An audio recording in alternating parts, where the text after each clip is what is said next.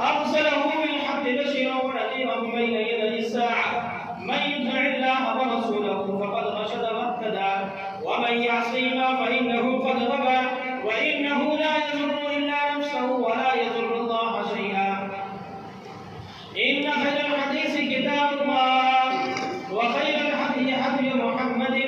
صلى الله عليه وسلم وإن خير الأمور عوازمها وشر الأمور محدثاتها كل محدثة بدعة وكل بدعة ضلالة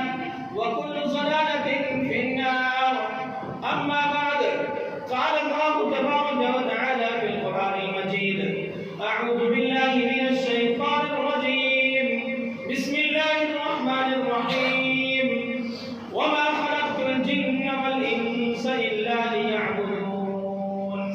صدق الله العلي العظيم ونفعني وإياكم بآياته والذكر الحكيم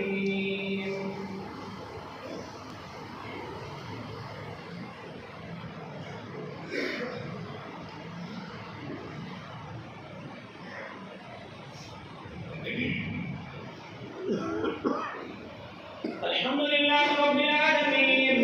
والصلاة والسلام على رسول الأمين أما بعد فيا معشر المسلمين قال الله تبارك وتعالى في القرآن المجيد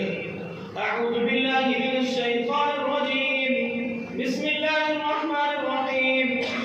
إن الله وملائكته يصلون على النبي يا أيها الذين آمنوا صلوا عليه وسلموا تسليما